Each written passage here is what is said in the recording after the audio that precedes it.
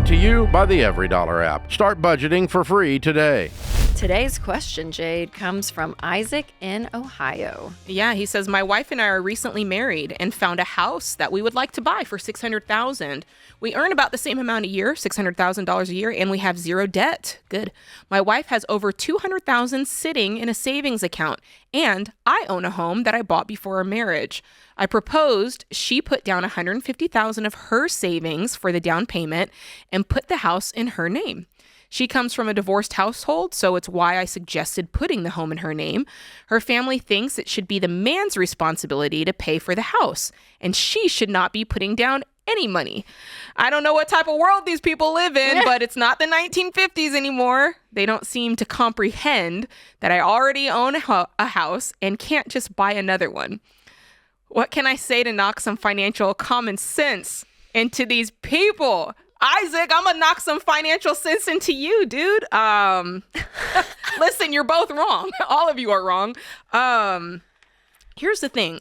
There's just a lot of I, me, his, her, all this individual talk. Mm-hmm. And we're married, right?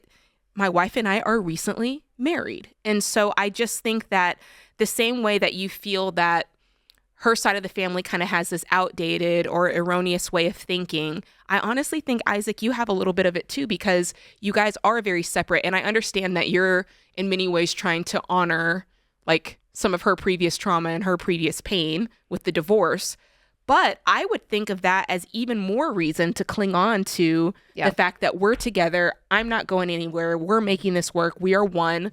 And that's the relational side of it that I see, that I think no matter what you decide here, I think you're going to run into problems until you solidify the oneness in your marriage. So that's thing number one.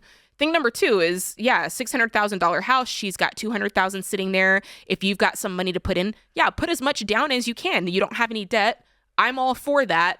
I don't know what the situation is with the other home that he owns. Yeah. Part of me is like, there's just a lot of singularity going on. Yes. And and the combination isn't happening like it should of the oneness. And because if I were you, Isaac, I would sell your home. Yeah. And you guys together go in and pull your money together, see it all under one account, and let's put down the biggest down payment we can, regardless of man, woman, whose money it is. Like, it is you guys together. And I think people get in trouble, Jade, sometimes.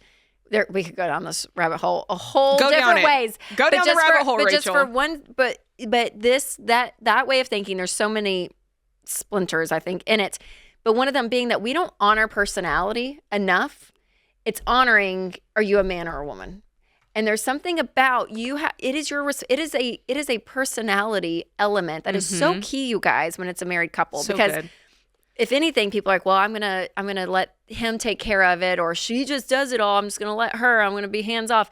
No. It is hey, who is really good at this? Who actually enjoys the money? That's right. And here at Ramsey, we call it the nerd. Mm-hmm. And it's the person that really genuinely enjoys doing the budget. They really do like crunching the numbers. They like to feel in control. It's fun for them. Mm-hmm. So let them take the first pass at kind of creating a plan and saying, hey, I found this account here and this. Here's what I see.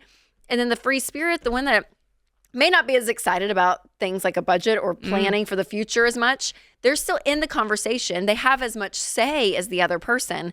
But again, it's regardless of gender. It is truly how you're wired and how you're created, and honor that in each other, because you can learn from each other in both ends of it. So absolutely. I don't know. I don't like that way of thinking. I don't either. I 100%, and I love that you put it in that way. It's just a personality trait. It's not a gender. Yeah. On that, but they've got to get together. Yeah, on both ends of y'all are on both extreme ends. Her family's on one end, and Isaac, the way you view money and relationships is at the other. Y'all need to find that. There's a balance there. So come more in the middle. Create your free Every Dollar budget today, the simplest way to budget for your life.